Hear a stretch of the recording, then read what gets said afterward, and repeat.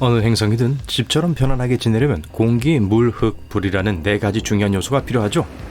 화성에서 물 한 잔을 얻기 위해 뭘 짜내야 하는지, 화성에서 샐러드를 재배하고 전문학적인 전기요금을 내지 않고 휴대폰을 충전하고 신선한 공기를 생성하려면 어떻게 해야 하는지 알려드릴게요.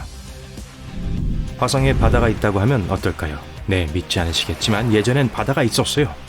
과학자들은 행성의 거의 3분의 1이 오셔누스 보레알리스라는 바다로 덮여 있었다고 믿어요.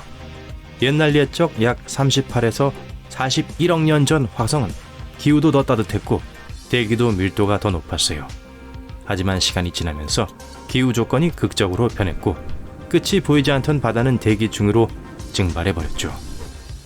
추정치에 따르면 전체 물의 약 1%만 증발했고 99%는 여전히 붉은 행성에 갇혀 있다고 해요.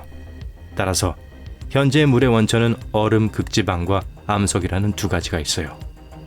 만년설은 지구에 있는 것과 똑같으니 이해가 쉽지만 암석에 물이 들어있다고요? 제 착즙기로는 그 안에 있는 돌이 처리가 안 될 텐데 아무튼 이 돌에 대해 조금 더 자세히 알아볼게요. 우선 화성에는 적어도 4가지 유형의 수성 광물이 있어요. 실리콘 산소로 만들어진 수성 점토가 있는데 이 점토의 멋진 점은 화성에 거주하기 시작하면 유용하게 쓰일 마그네슘과 철까지 포함할 수 있다는 거예요. 다음은 황을 기반으로 하는 황산염입니다. 썩은 달걀 냄새를 떠올리셨겠지만 이는 황이 아닌 황화수소의 전형적인 냄새예요. 이 미네랄은 화학 공식에 바로 물이 포함되어 있어요. 다음으로 수산화 실리카도 화학식에 물이 포함되어 있죠. 화성에서 발견되는 탄산염은 실제 H2O를 포함하지 않을 수도 있지만 근처에 물이 있어야만 형성될 수 있기 때문에 과거에 바다가 있었다는 것은 증명해주죠.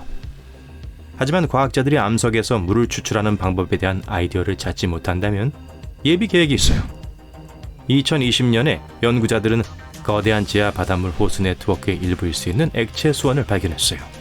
그래서 화성에서 수분을 유지할 수 있는 방법을 찾을 수 있을 것 같아요. 수원을 더 잘 찾거나 돌에서 물을 짜낼 수 있는 첨단 주스기를 발명할 수도 있겠죠. 화성은 우리에게 아무것도 잘할 수 없는 생명 없는 사막으로 보일 수 있어요. 하지만 오해예요. 최근 화성의 농업 잠재력에 관한 몇 가지 업데이트가 있었거든요. 2022년 한 과학자 그룹이 화성에서 지구 식물을 재배하는 데 성공했어요. 화성에 경작하고 물을 주고 비료를 주고 인내심을 갖고 첫 번째 새싹이 나올 때까지 기다렸다는 건 아니에요. 그들은 지구에서 실험을 했지만 그들이 만든 조건은 순전히 화성만의 것이었어요. 식물이 자라려면 토양, 물, 음식, 햇빛이 필요해요. 식량과 햇빛은 인공적으로 만들 수 있기 때문에 과학자들은 실험에서 토양과 물에 집중했어요. 화성에는 토양이 풍부하지 않지만 현무암이 풍부해요. 현무암에는 영양분이 많지 않기 때문에 식물은 현무암에 서식하는 것을 좋아하지 않아요. 그래도 일부 식물은 토양에 관해서는 그렇게 까다롭지 않아요. 우리가 이미 알고 있듯이 화성에선 물도 문제가 되지만 발견되는 양도 제한적일 수 있어요. 이 물은 화학 성분으로 인해 농업용으로는 사용할 수 없어요. 간단히 말해 화성의 물은 어떤 식물이 좋아하기엔 너무 짠 거예요. 하지만 과학자들은 실험을 현실에 가깝게 유지하기 위해 물을 담수화할 수 있는 방법을 찾기 시작했어요. 그래서 사이니코코커스라는 박테리아를 추가했고 염분 수치가 급격히 감소했지만 까다로운 식물을 만족시키기엔 여전히 충분하지 않았어요.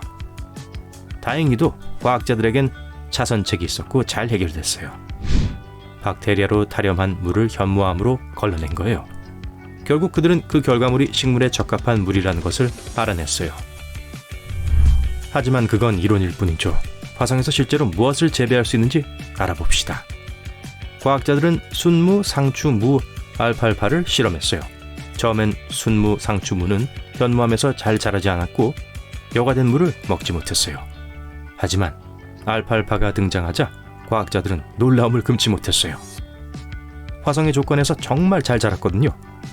알팔파는 비타민 K가 풍부하고 비타민 C, 비타민 B, 아연, 인이 함유되어 있는 데다 알팔파 새싹으로 만든 멋진 샐러드를 구글에서 찾아볼 수도 있으니 실험의 논리적 결론처럼 보일 수도 있겠네요.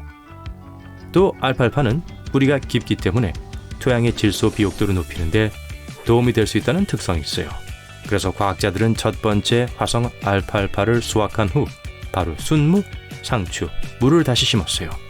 이번엔 작물이 훨씬 더 잘 자랐고 과학자들은 순무 수확량이 311% 증가했다는 예상치 못한 결과까지 발견했어요. 알팔파에겐 화성 테라포밍의 스타가 될 가능성이 충분한 것으로 보이네요. 어이쿠, 나쁜 소식이 있어요.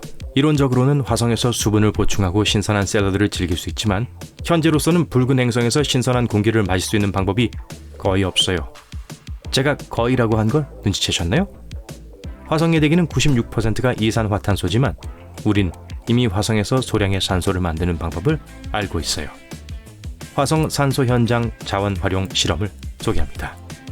간단히 몫이라고 불러도 돼요. 화성 탐사 로봇과 함께 일하는 작은 도움이죠. 이 작은 녀석은 화성에서 산소를 분리할 수 있고 이미 5g의 산소를 생산했어요. 아무것도 아닌 것처럼 들릴지 모르지만 5g의 산소는 10분 동안 호흡할 수 있는 양이에요. 현재로서는 몫이는 과학적 용도로만 사용되지만 실제로 화성에서의 임무를 수행하는 데 도움이 될 수 있어요. 지구에서 화성으로 산소를 운반하는 것보다 그 자리에서 직접 산소를 생산하는 것이 더 쉽기 때문이죠. 현재로서는 몫이가 충분히 강력하지는 않지만 과학자들이 하강기를 발명하면 화성의 대기 상황이 바뀔 거예요. 불이 타오르기 위해선 산소라는 필수 요소가 필요하죠. 우리는 몫이의 노력의 결과를 낭비하고 싶지 않아요. 특히 대안이 있다면요. 역사적으로 사람들은 불을 사용해서 요리를 하고 몸을 따뜻하게 하고 검치호랑이 같은 불청객을 쫓아내기도 했어요. 오늘날 우리는 전기를 사용해서 요리하고 따뜻하게 지낼 수 있으며 붉은 행성을 돌아다니는 검치호랑이는 발견된 적이 없어요. 그렇다면 화성에서 사람들이 어떻게 에너지를 생산할 수 있는지 알아봅시다. 몇 가지 옵션이 있어요. 화성에서는 태양열, 지열, 풍력 에너지를 지구에서 사용하는 것과 거의 같은 방식으로 사용할 수 있어요. 태양에너지는 유망하지만 여전히 지구만큼 효과적이진 않아요. 화성의 햇빛은 지구 궤도의 43%에 불과하기 때문에 이런 방식으로 전기를 생산하려면 더 많은 노력이 필요해요. 화성에서는 드물지 않은 먼지 폭풍도 잊지 마세요. 먼지 폭풍이 일어나는 동안엔 햇빛이 차단되기 때문에 화성에서 태양 에너지에 의존해야 한다면 가끔씩 정전이 발생할 것에 대비해야 돼요. 다음 문제는 계절의 변화로 인해 화성에서 1년 중 몇 달 동안만 태양 에너지의 혜택을 받을 수 있다는 거예요. 그리고 물론 밤에는 태양 에너지가 없죠. 어쨌든 이 옵션은 잘 작동할 수 있지만 다른 대안과 결합해야 돼요. 예를 들어 풍력 발전이 있어요. 풍력 터빈은 먼지 폭풍이 몰아치는 동안에도 작동하는데 아무런 문제가 없고 밤에도 작동할 수 있어요. 이 두 에너지원은 완벽한 조합인 것 같네요. 하지만 지열 에너지도 멋진 백업 계획이 될 수 있어요. 지열 에너지는 몇 가지 이유로 지구보다 화성에서 더 잘 작동할 수 있어요. 첫째, 화성의 대기압이 낮기 때문에 터빈을 구동하기 위해 더 많은 양의 증기를 생성할 수 있어요. 둘째, 화성의 표면 온도가 낮기 때문에 열역학 법칙에 따라 효율이 높아지는 것도 도움이 될 수 있죠. 셋째, 물이 필요하지 않아요. 액체 이산화탄소를 대신 사용할 수 있고 완벽하게 작동할 거예요. 그리고 물과 달리 액체 이산화탄소는 무료입니다.